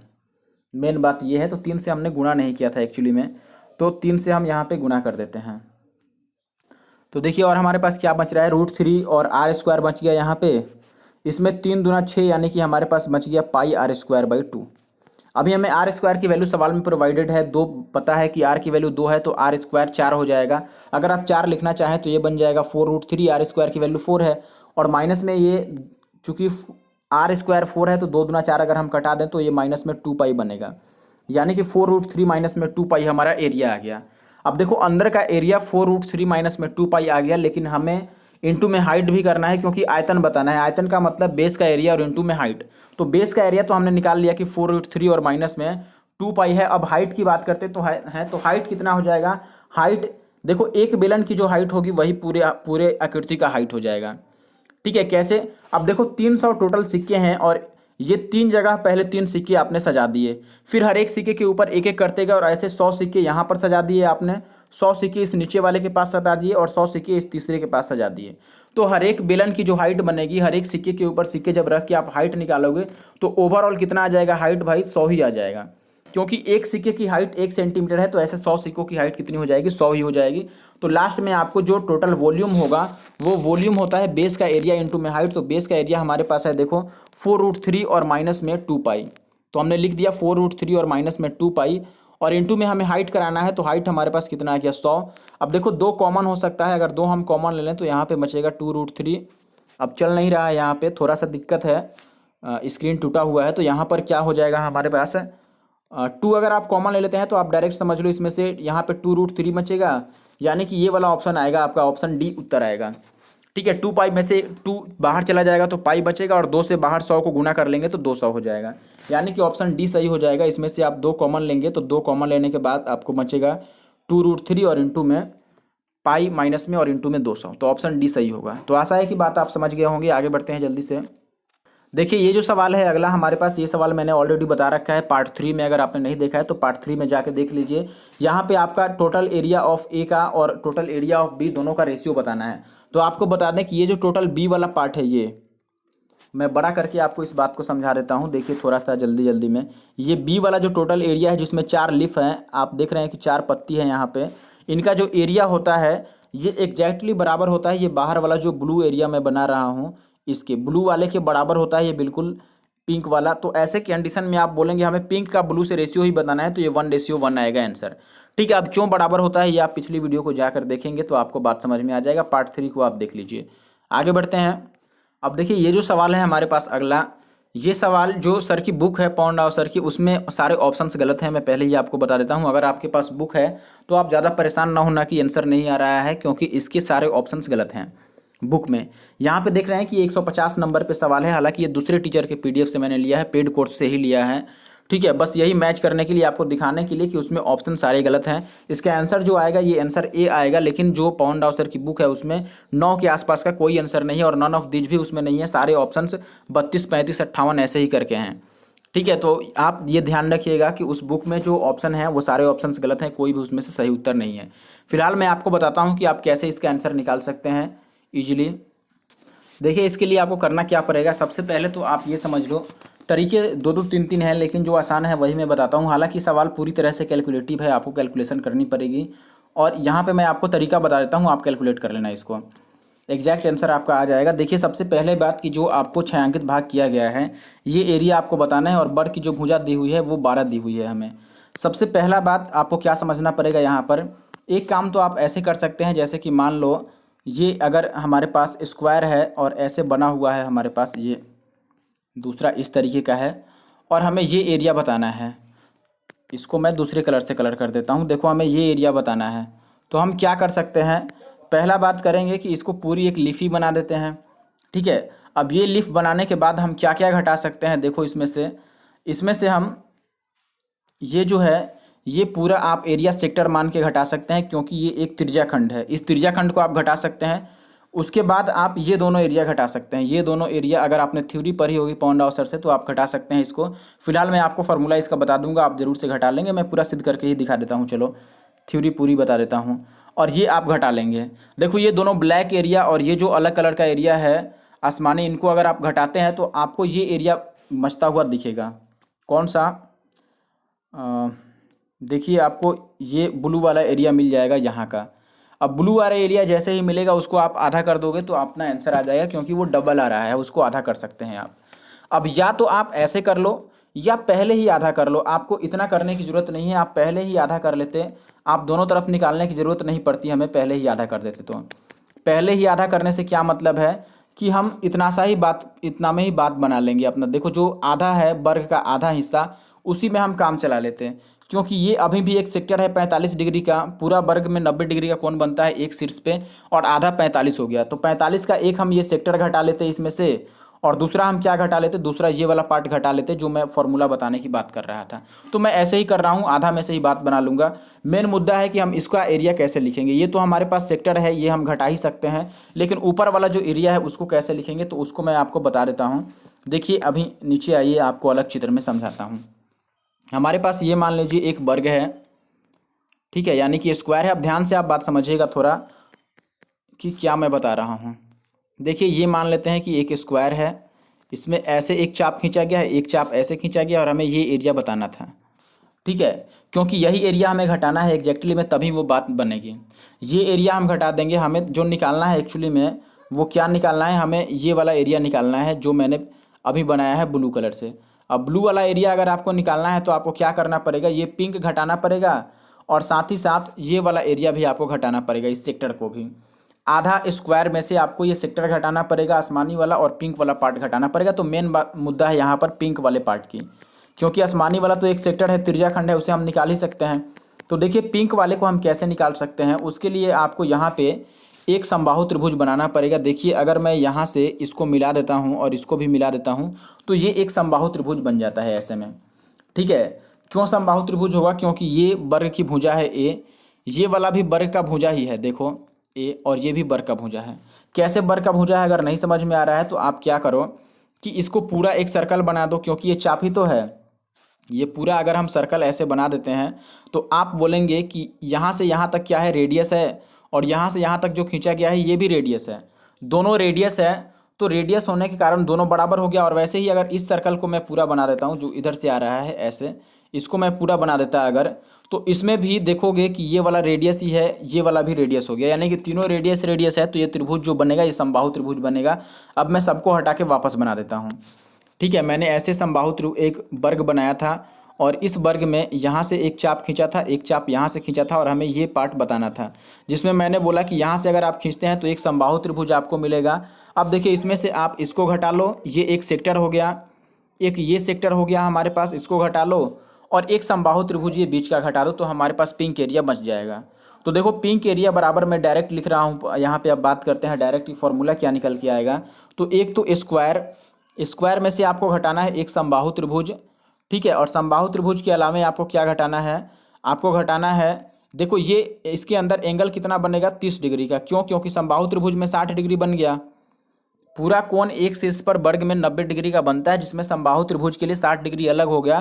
तो जो सेक्टर के लिए बचा, त्रिज्याखंड के लिए बचा, वो 30 डिग्री का बचा, ठीक है। और यहाँ पर 30 डिग्री, ऐसे इधर 30 डिग्री, तो टोटल 30 डिग्री का दो हमें त्रिज्याखंड घटाना है। यानी कि एक ही बार आप सोच लो कि हमें 60 डिग्री का त्रिज्याखंड घटाना है, ठीक है। तो एक 60 डिग्री का त्रिज्याखंड घटा देते हैं, एक समबाहु त्रिभुज घटा देते हैं अगर वर्ग में से, तो हमारा जो रिक्वायर्ड एरिया है वो निकल आएगा, ठीक है। तो ये थ्योरी भी आप ध्यान रखिएगा, काफ़ी आपके लिए हेल्पफुल होगा ये। अब देखिए मैं करता क्या हूँ यहाँ पे, अगर इसकी साइड में ए लेता हूँ, अगर वर्ग की भुजा में ए मान लेता हूँ, तो वर्ग का एरिया यहाँ पर ए स्क्वायर आ जाएगा, माइनस में समबाहु त्रिभुज का क्षेत्रफल भी आ जाएगा √3/4, और इंटू में ए स्क्वायर, और माइनस में सेक्टर देखो 60 डिग्री है, तो 60/360, यानी कि ये पाई ए स्क्वायर बाई 6 बनेगा, इतना एरिया बनेगा। अब इसका अगर एलसीएम आप लेते हैं तो नीचे 12 आ जाएगा, और ये आ जाएगा 12 ए का स्क्वायर, और माइनस में ये आ जाएगा 4 × 12, यानी कि 3√3 और ए का स्क्वायर, और माइनस में ये 6 × 12, यानी कि 2 पाई और ए का स्क्वायर। यहाँ से अगर आप क्या कॉमन ले लो भाई, ए स्क्वायर कॉमन हो सकता है। देखो अगर ए स्क्वायर हम ऊपर से कॉमन ले लें और नीचे से 12, तो हमारे पास जो अंदर बचेगा वो बचेगा यहाँ पे 12, और माइनस में 3√3 और माइनस में 2 पाई बचेगा। तो ये होता है उस पिंक वाले का एरिया, जिसे याद रख पाना तो शायद मुश्किल ही है, काफ़ी कम लोगों को याद रहता है, जो पढ़ाते रहते हैं उनको याद रहता है ये बात, ठीक है। जो बार बार ये काम करते हैं उन्हें याद रहता है। फिलहाल अगर आप याद नहीं रख पाते हैं तो आपको मैंने प्रूफ करके दिखा दिया है, ये निकालना भी इतना भी मुश्किल नहीं है। अगर आप 10 सेकंड खर्च करोगे तो मुझे लगता है कि अगर आप पहले से जानते हैं तो ये फॉर्मूला भले ही आपको याद न रहे, लेकिन अगर तरीका ये आपको पता है तो आप 10 सेकंड के अंदर, 15 सेकंड के अंदर इसको डिराइव कर सकते हैं, वापस सिद्ध करके ला सकते हैं कि ये क्या फॉर्मूला है। और जरूरी नहीं है कि हमें बार बार फॉर्मूला ही लिखना पड़े। हम ऊपर वाला काम, केवल जो ऊपर वाला डेरिवेशन है इसको भी लिख के बात बना सकते हैं, उसको भी बना के तो यही आएगा लास्ट में, तो हम ऊपर वाले से भी काम चला सकते हैं। ठीक है, तो ये बात आप याद रखिएगा कि मैंने कैसे क्या किया, आपको क्या बताया यहाँ पे। अब बस यही चीज़ हमें घटानी है यहाँ पर, आप ध्यान रख लीजिए, इसका स्क्रीनशॉट ले लो या लिख लो कि ए स्क्वायर बाई 12 है और इंटू में 12 माइनस में 3√3 और माइनस में 2 पाई है, ऐसा कुछ है। याद तो मुझे भी नहीं रहता है, इसीलिए मैं बार बार सिद्ध करते रहता हूँ उसको, ताकि एग्जाम हॉल के टाइम पर याद आ जाए और आपको भी याद रखने के लिए ये काम करना पड़ेगा। ठीक है, चलिए आगे बढ़ते हैं और सवाल पे आते हैं जो हमें सॉल्व करना था। अब देखो आपको करना क्या है मैं बता देता हूँ, आप इसको सॉल्व कर लेना, क्योंकि कैलकुलेशन इसमें थोड़ी है, अटेगी नहीं इतने स्क्रीन पे, इसीलिए मैं लिख नहीं पाऊँगा पूरा। जहाँ तक जा पाता है मैं आपको करके दिखा देता हूँ। आपको करना क्या है, यहाँ पर जो सैडेड पार्ट है ये छोटा सा, इसका एरिया लिखने के लिए आपको करना पड़ेगा यहाँ पे सबसे पहले तो ये वर्ग का आधा हिस्सा, ठीक है, वर्ग का आधा हिस्सा ये है अपने पास ए, ये है डी और ये है सी। इसमें से आपको घटाना पड़ेगा ये एक सेक्टर जो कितने डिग्री का है भाई, 45 डिग्री का है, ये सेक्टर है 45 डिग्री का। ठीक है, अब इसमें से एक चीज़ और घटाना पड़ेगा, ऊपर का ये छोटा वाला एरिया जो हमने अभी निकाला था, ये वाला एरिया जो मैं इसमें भी पिंक कलर से यहाँ पे मार्क कर दे रहा हूँ, ये एरिया हमें घटाना है। अब देखो अगर मैं लिखने की बात करूँ, यहाँ पे इनका वैल्यू लिखने की बात करूँ, तो ये जो स्क्वायर का आधा हिस्सा है, अगर स्क्वायर की साइड आपको 12 दे रखा है सवाल में, तो पूरे स्क्वायर का क्षेत्रफल हो जाएगा 12 का स्क्वायर 144, लेकिन हमें आधा हिस्सा लिखना है तो वो हो जाएगा 72।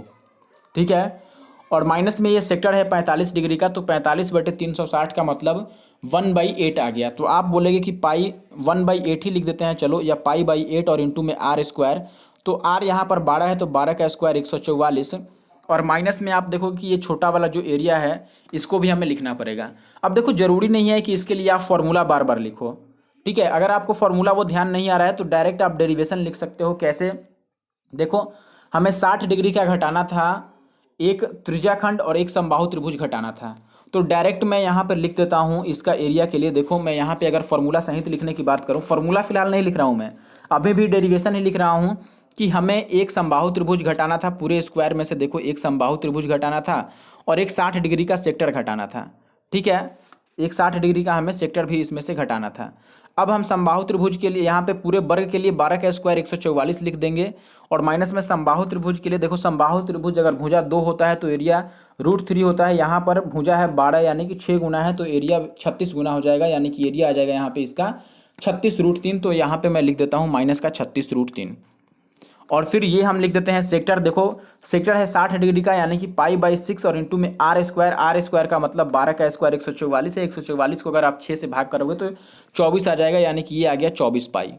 तो देखो डायरेक्ट हमने वैल्यू ही लिख दिया एक ही बार निकाल करके, वही वैल्यू यहाँ पे आपको लिख लेना है, दिस इज 144 और माइनस में 36√3 और माइनस में 24 और पाई। अब बस इसको आपको जोड़ घटाव कर लेना है, और पाई की वैल्यू रखने के कारण ये थोड़ा कैलकुलेटिव होगा, अगर पाई में आंसर होता तो आपका आंसर इजीली निकल आता है। ठीक है, हालांकि अपना आंसर जो है यहाँ पे ऑप्शन ए है।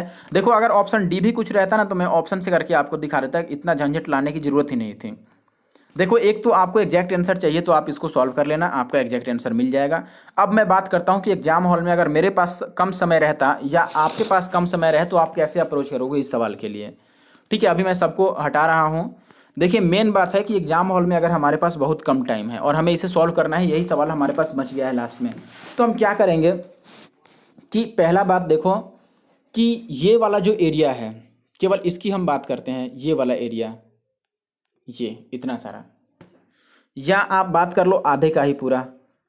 देखो पूरा जो एरिया है ये आप देख के समझ गए होंगे कि हम एक स्क्वायर को, ये स्क्वायर है, अगर 4 बराबर भागों में ऐसे डिवाइड कर दें, मान लो ये समझने के लिए मैं बता रहा हूँ, इसकी ज़रूरत है नहीं, 4 बराबर भागों में डिवाइड कर दें तो उसमें से भी ये छोटा सा एरिया है, आप ये देख पा रहे हैं कि नहीं, इसके 4th पार्ट से भी आपके, देखो ये चारों अलग अलग पार्ट जो बनाए मैंने, ये चारों बराबर बराबर हैं।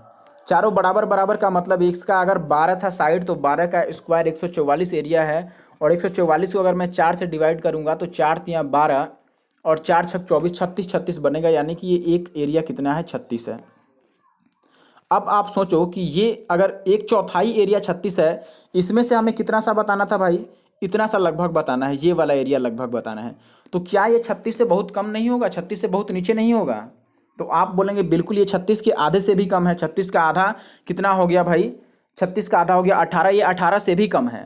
तो यहाँ से आप ऑप्शन में आप देखते कि ये तो 35 है, ये 58 है, अगर ये भी बहुत ज़्यादा होता तो 18 से भी कम हमारे पास एक ऑप्शन है और वो है 9.192। तो ऐसा भी आप अप्रोच लगा सकते हैं और ज़रूर एग्जाम में ऐसा लगाइएगा। अगर आपके पास समय कम है और सवाल एक दो रह गए हैं इस तरह के, तो आप ये अप्रोच मेंसुरेशन में ज़रूर लगा सकते हैं। आपका 90% चांस है सही होने का उत्तर, और अगर नन ऑफ दीज नहीं है तब तो 100% मान लो कि 99% चांस हो गया आपका सही होने का। ठीक है, तो इस बात को आप ज़रूर से ध्यान रखिएगा, इस बात पर अमल कीजिएगा और इस बात की भी प्रैक्टिस करते रहिएगा। और एक दो सवाल कर लेते हैं, देखते हैं आगे क्या सवाल है, क्योंकि वीडियो लंबा हो रहा है अभी। देखिए, एक बात, अगर आप वीडियो देख रहे हैं और सीरियस हैं हमारे साथ, हमारे चैनल के साथ, तो आप कमेंट करके बताइएगा कि अभी मैं आज की वीडियो में जैसे बोल रहा हूं तो क्या स्पीड बोलने का ज़्यादा हो गया है या फिर कम हो गया है, या ठीक है रेगुलर ऐसे रखना चाहिए, या पिछली वीडियो में जैसे है वो ठीक है। आप कमेंट करके ये बात ज़रूर बताइएगा ताकि मुझे भी पता चले कि वीडियो कैसी बन रही है। अभी देखिए, इस सवाल को भी करने के कई सारे तरीके हैं। एक तो आप बुक का तरीका आजमा सकते हैं जो बुक में सर ने सॉल्यूशन दिया है। दूसरा मैं आपको बता देता हूं जो कुछ इजी है, आपके लिए समझना आसान होगा, क्योंकि इस चित्र में और कुछ छेड़खानी नहीं करनी पड़ेगी आपको। अगर सर वाले तरीके से जाते हो तो आपको यहाँ से एक लाइन ड्रॉ करना पड़ेगा, फिर आपको ये छोटा वाला एरिया निकालना पड़ेगा और ये एक रेक्टेंगल बनेगा, आप दोनों को जोड़ लोगे तो एरिया आपका निकल आएगा।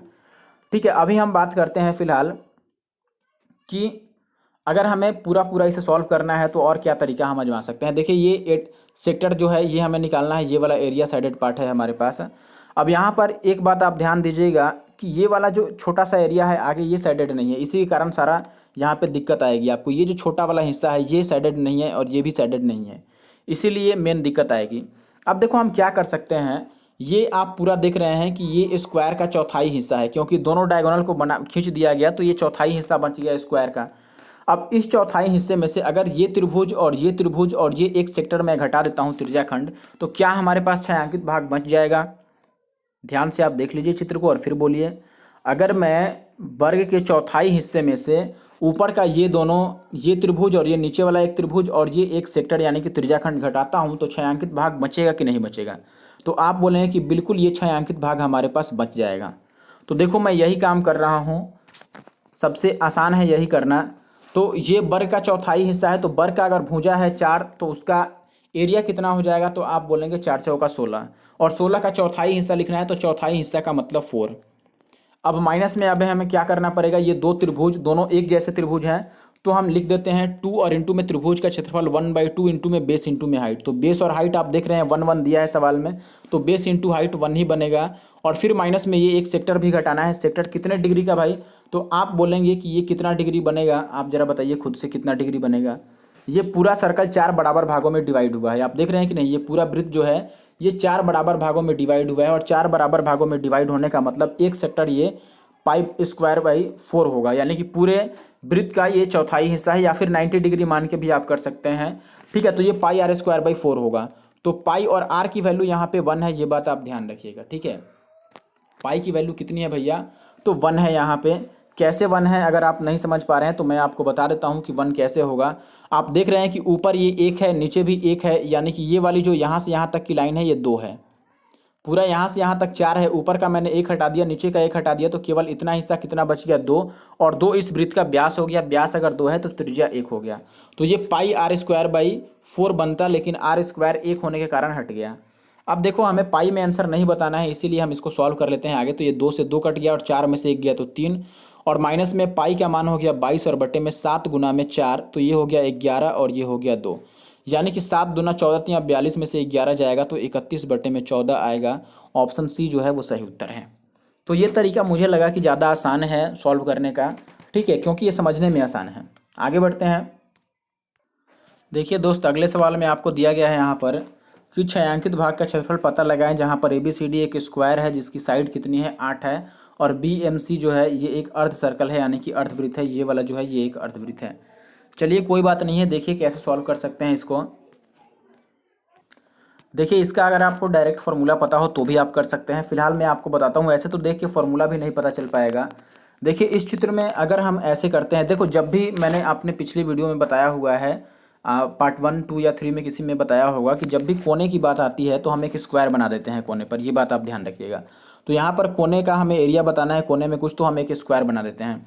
अब ये स्क्वायर बनाने के बाद आप देखें कि ये रेडियस है, ये भी रेडियस है और ये भी रेडियस है। ठीक है। जो अर्थ सर्कल बने हैं या पूरा सर्कल बना है उसका ये रेडियस है, ये भी ऊपर फिर रेडियस ही बन जाएगा। यानी कि एक्चुअली में हमारे पास ऐसा एक स्क्वायर बन गया, एक मिनट, इस तरीके का एक स्क्वायर बन गया जिसमें हमारे पास ये चाप खींचा है, ये चाप खींचा है, और हमें एरिया जो बताना है ये वाला एरिया बताना है। तो ये डायरेक्ट थ्योरी में आपने पढ़ा होगा, ठीक है। अगर थ्योरी में आपने पढ़ा है तो ठीक है। मैंने पार्ट 1 में शायद इस बात को बताई है कि ये एरिया कितना होता है। अगर नहीं बताई है तो मैं अभी आपको इसको प्रूफ करके दिखा देता हूँ। ये डायरेक्ट याद रखने वाली बातें नहीं है, क्योंकि लंबा चौड़ा फार्मूला बनता है अगर इसका फार्मूला आप तैयार करेंगे तो, ठीक है। आपने अगर पवन राव सर से पढ़ा होगा या उनके बुक से पढ़ा होगा तो आपको पता है कि ये लंबा चौड़ा एक फार्मूला है। अगर आप फार्मूला याद रखते हो तो, जो कि पॉसिबल नहीं है हर एक किसी के लिए याद रख पाना, तो आप इसको सिद्ध भी कर सकते हैं। और सिद्ध करना, डिराइव करना, इसको कोई बड़ा तीर मारना नहीं है, काफ़ी छोटा सा काम है और बहुत जल्दी आप कर लोगे। कैसे, देखो मैं करके दिखाता हूँ। अब बस आप ये याद रख लो कि हमारे पास जो ये है 8 है इसका साइड। चलिए अब हम पूरे एक अलग पेज पर आ जाते हैं, ठीक है। देखिए ये हो गया हमारे पास स्क्वायर। इसमें हमें क्या करना है भाई, ये एक चाप है, एक चाप ऐसे है, और ये वाला एरिया हमें बताना है। तो सबसे पहला बात कि ये एरिया हम कैसे निकाल सकते हैं, इसके लिए देखो जब भी इधर उधर की बात आए तो आप इसमें एक समबाहु त्रिभुज बनाओ यहाँ पर। और ये समबाहु त्रिभुज क्यों होता है मैंने अपने पहले बता दिया है इसी वीडियो में। तो यहाँ पे मैंने एक समबाहु त्रिभुज बना दिया। अब आप देखेंगे कि ये जो मैं ब्लू पार्ट अभी बना के दिखा रहा हूँ आपको, ये छोटा छोटा ब्लू वाला पार्ट, ठीक है। ये देखो समबाहु त्रिभुज होने के कारण ये कोण नीचे का 60 डिग्री बन गया, और ऊपर का ये जो एक सेक्टर है, इस सेक्टर में, ये सेक्टर में कोण कितना रह जाएगा, 30 डिग्री। क्योंकि एक वर्ग में शीर्ष पर 90 डिग्री का कोण होता है और 60 डिग्री समबाहु त्रिभुज में निकल गया, तो बाकी का जो सेक्टर है, ये सेक्टर देखिए, सेक्टर कुछ इस तरीके का है। मैं पूरे कलरफुल से आपको बताता हूँ, ऐसा है। और फिर ये पिंक मैंने इधर बनाया रखा है ऐसे। इस सेक्टर में से मेरे भाई अगर मैं ये वाला घटा देता हूँ, ये जो मैंने ब्लू करके रखा है, तो आप बताइए कि इस सेक्टर में से ब्लू घटाने के बाद जो हमें निकालना है वो बचेगा कि नहीं बचेगा। सीधी सी बात है। ये जो पूरा सेक्टर है, इस सेक्टर में से अगर मैं ये ब्लू वाला पार्ट घटा देता हूँ, ये वाला, तो जो हमें पिंक वाला बताना है वो बच जाएगा, ठीक है। तो इसके लिए अब हम क्या कर सकते हैं, देखो सबसे आसान और इजी तरीका, आप ज़रा ध्यान से अब बात को समझिएगा। देखिए हमें अब करना क्या पड़ेगा, यहाँ पर इस पूरे में से, एक मिनट, ये पूरा जो सेक्टर है हमारे पास कितने डिग्री का, 30 डिग्री का, ठीक है। ये पूरा 30 डिग्री का है सेक्टर पूरा, ठीक है। तो 30 डिग्री में से हमें ये छोटा वाला हिस्सा घटाना है। एक्चुअली में ये छोटा वाला हिस्सा हमें घटाना है, जो कि मैंने ब्लू से मार्क कर रखा है चित्र में। तो अगर ये ब्लू वाला हिस्सा हम घटा दें तो हमारे पास पिंक पार्ट बच जाएगा। अब ये ब्लू वाला हिस्सा कैसे घटेगा भाई, तो आप बोलेंगे देखो ये सेक्टर का एरिया हम पहले लिख देते हैं। सेक्टर का एरिया हम लिख सकते हैं, थीटा है यहाँ पर 30 डिग्री, तो 30/360 होगा, यानी कि 12×3=36 होता है। तो πr²/12 बनेगा। तो पाई आर की वैल्यू सवाल में ये 8 दे रखी है, तो आर की वैल्यू हम यहाँ पे भी कितना रख देंगे भाई, 8 रख देंगे आर की वैल्यू, ठीक है। अब अगर आर की वैल्यू हम 8 रख रहे हैं यहाँ पे, तो यहाँ पर क्या आ जाएगा, एक मिनट, ये पूरी 8 थी, चलो कोई बात नहीं है, 8 ही थी तो कोई बात नहीं है, 8 ही सही। 8 था या, एक मिनट देख लेने दो एक बार जरा, 8 है कि कुछ और है। चलिए अच्छा देखिए, 8 हो या जो भी हो, अभी मैं 8 को हटा देता हूँ और मैं ए मान के कर देता हूँ, फिर जो वैल्यू होगा उसको एक ही जगह पे रख लेंगे, ठीक है। या देख ही लेते हैं, चलो हटाओ भाई, 8 ही है ABCD, लेकिन ये ध्यान रखना कि ये 8 है हमारे पास। अगर ये 8 है तो यहाँ से हमने जो वर्ग बनाया था जिसमें ये छोटा एरिया हम निकाल रहे हैं, ये पूरा अगर 8 है तो ये कितना हो जाएगा, 4 होगा, और ये भी 4 हो जाएगा क्योंकि दोनों रेडियस है। तो हमें 4 लेना पड़ेगा एक्चुअली में। चलो सही था कि हमने 8 लिया नहीं। अब देखिए हमें करना क्या है, एक्चुअली में वापस मैं बना के दिखा देता हूँ। ऐसा हमारे पास वर्ग था, और वर्ग में ये चाप था, ये भी एक चाप था, और इसमें हमें ये एरिया बताना था, और ये हमारे पास 4 था और ये भी 4 था। इसके लिए मैंने आपको बोला था कि यहाँ से एक समबाहु त्रिभुज हम बना लेते हैं, और समबाहु त्रिभुज में हमें ये ब्लू वाला एरिया भी माइनस करना था इस सेक्टर में से। तो मैंने पहले लिखा था कि यहाँ पे सेक्टर 1 बना दिया था ऐसे 30 डिग्री का, और सेक्टर में से हमें ये ब्लू वाला एरिया घटाना था, ठीक है। अब सेक्टर की एरिया की अगर हम बात करें तो ये 30 डिग्री का सेक्टर था, तो 30 डिग्री होने के कारण πr²/12 बना। तो πr² का मतलब 4 का स्क्वायर 16, और बट्टे में बन गया 12, इतना बन गया, ठीक है। अब माइनस में देखो ये छोटा वाला हिस्सा हम कैसे निकाल सकते हैं, तो छोटे वाले हिस्से के लिए आप चित्र में ज़रा ध्यान से देखिए। मैं जो करने जा रहा हूँ अभी चित्र में, देखिए चित्र में मैं बोल रहा हूँ कि यहाँ से यहाँ तक जो सेक्टर है हमारे पास, देखिए ध्यान से देखिएगा, ये समबाहु त्रिभुज के साथ एक सेक्टर बन रहा है। इस सेक्टर में से ये ब्लैक वाला अगर मैं समबाहु त्रिभुज घटा दूं, इस सेक्टर में से अगर मैं ये ब्लैक वाला पोर्शन घटा दूं जो कि समबाहु त्रिभुज बना रहा है एक, तो हमारे पास जो ब्लू वाला एरिया है वो बच जाएगा। इस बात को आप बहुत गौर से और ध्यान से समझिए। मैं वापस इन सबको मिटा के और एक बार दिखाता हूँ, पूरी नहीं मिटा रहा हूँ मैं, ठीक है। भले ही वीडियो थोड़ा लंबा हो जाए लेकिन आप बात को समझिए ताकि दोबारा पढ़ने की इसको ज़रूरत ना पड़े, आप प्रैक्टिस करें तो आपको याद में आ जाए। देखिए यहाँ से ये समबाहु त्रिभुज बना था और समबाहु त्रिभुज का ये पूरा सेक्टर है। अब इस सेक्टर में से मैं बोल रहा हूँ कि अगर मैं ये ब्लैक ब्लैक वाला त्रिभुज घटा दूँ केवल समबाहु त्रिभुज, तो हमारे पास ब्लू वाला पार्ट बच जाएगा। तो वही बात मैं यहाँ पे डायरेक्ट लिख रहा हूँ। देखिए अब कि एक बार 30 डिग्री वाला तो सेक्टर हमने लिख दिया, 30 डिग्री में से ये छोटा वाला घटाना है और इस छोटे वाले के लिए हमें क्या लिखना पड़ेगा, छोटे वाले के लिए हमें लिखना पड़ेगा एक ये सेक्टर पूरा जिसमें ये 60 डिग्री का है, ठीक है, और माइनस में एक समबाहु त्रिभुज, ठीक है। ये समबाहु त्रिभुज घटा देंगे तो हमारे पास इसी में से ये छोटा वाला हिस्सा बच जाएगा, ठीक है, जो मैं अभी पिंक कर रहा हूँ। तो देखिए अब करके दिखा देते हैं। यहाँ पर क्या होगा, ये कटा लो आप, 3 चौके 12 और ये 4 चौके 16, यानी कि 4π/3 बच गया हमारे पास। और माइनस में कितना हो गया, माइनस में अंदर अगर आप 60 डिग्री के लिए लिखोगे सेक्टर का एरिया, तो 60 डिग्री के लिए πr² 6 हो जाएगा, तो π/6। और r² यहाँ पर कितना लेना है आपको, 4 ही लेना है भैया, यानी कि इंटू में 16। और माइनस में समबाहु त्रिभुज का क्षेत्रफल मैंने बोला था कि जब भुजा 2 होता है तो एरिया √3 होता है, यहाँ भुजा 4 है तो ये एरिया डबल है, यानी कि स्क्वायर हो जाएगा, तो 4√3 हो जाएगा ये एरिया, ठीक है। तो 4√3 मैं डायरेक्ट यहाँ पे लिख देता हूँ, 4√3 आ गया। अब देखो इसको अगर आप कटाते हो तो 3 दूना 6 और ये 8 दूना 16 आ जाएगा। अभी ओवरऑल हम लिख देते हैं कि ये क्या बनने जा रहा है, तो ये बनेगा 4π/3 और माइनस में ये हो गया 8π/3 और प्लस में हो गया 4√3। तो ये कितना बन जाएगा बोलो, अगर मैं 4π में से 8π घटा दूं तो ये बन जाएगा माइनस का 4π, यानी कि ये आ गया 4√3 और माइनस का 4π/3। इतना हमारे पास बच रहा है जो कि आंसर है बस। अब देखो अगर इसको आप उस फॉर्म में लिखना चाहो तो 4 के जगह पर ए रख दो, क्योंकि 4 हमारे भुजा के बराबर है। अगर ये ए होता तो जहाँ 4 है हमारे आंसर में वहाँ ए रख देते तो हमारा फॉर्मूला बन के तैयार हो जाएगा, ठीक है। फिलहाल आप इस तरीके से फॉर्मूले को भी सिद्ध कर सकते हैं। तो ये हमारा आंसर है। अब एक बार आंसर देख लेते हैं कि हमारा आंसर आ रहा है कि नहीं, ठीक है। हमारा जो देखो अगर इसको एलसीएम लेंगे, हालांकि किताब के आंसर अगर आपको मिलाना है तो मैं किताब के बराबर आंसर लिख देता हूँ, मुझे याद है। देखो इसका अगर आप एलसीएम लोगे तो ये कितना बन जाएगा भैया, एलसीएम लेके ये बन जाएगा 4×3=12, यानी कि ये बनेगा हमारे पास 12। मैं ऊपर कॉर्नर में लिख रहा हूँ, आप देख लीजिए 1 मिनट। देखिए ये बनेगा हमारे पास 12 और इंटू में नहीं लेने की ज़रूरत है, 12√3, 4×3=12√3 और माइनस में ये बन जाएगा 4√3, 4√3 नहीं है सॉरी 4π है, 4π और /3 है। लेकिन जो आंसर है किताब में उसमें नीचे 12 दे रखा है, यहाँ पे 12 दे रखा है। तो अगर इसको 12 बनाने के लिए आप 4 से गुना करते हो तो ऊपर भी 4 से गुना कराना पड़ेगा, यानी कि जो फाइनल आंसर बनेगा वो 12 चौक 48√3 बन जाएगा। अब इधर मैं कोने में लिख देता हूँ, ये बन जाएगा 48√3 और माइनस में 4 चौक 16π और बटे में आपको 12 मिलेगा। बुक के अनुसार इतना आंसर आएगा, नीचे 12 होगा, ठीक है। हालांकि जरूरी नहीं है इतना आंसर हो, अगर आप कॉमन लेके 4 से कटाओगे तो हमारा जितना आ रहा था आंसर उतना आ जाएगा। तो ये एग्जैक्टली आंसर है, ठीक है। अभी आप देखो एक सवाल और मैं करा देता हूँ। देखिए ये सवाल ये है, ये आसान है, मैं करता नहीं हूँ, आपको करके बता देता हूँ, हल्का फुल्का आप कर लेना इसको। देखिए इसमें क्या दिया हुआ है, इसमें आपको दिया है कि PQRS एक सर्कल है, एक सर्कल का व्यास है, सॉरी PQRS ये वाली लाइन जो है ये सर्कल का व्यास है, ये आप चित्र में भी देख सकते हैं। PQ QR RS ये सारे के सारे बराबर हैं और वृत्त की त्रिज्या जो है वो 6 है। तो छायांकित भाग और बचे हुए भाग का आपको क्षेत्रफल बताना है। अब ये छायांकित भाग आप कैसे निकालोगे, छायांकित भाग के लिए आपको एक सेमी सर्कल में से ये छोटा वाला सर्कल घटा देना है बस, और बाकी जो बचा हुआ भाग है देखो ये है सैडेड पार्ट, ठीक है, ये सैडेड पार्ट है।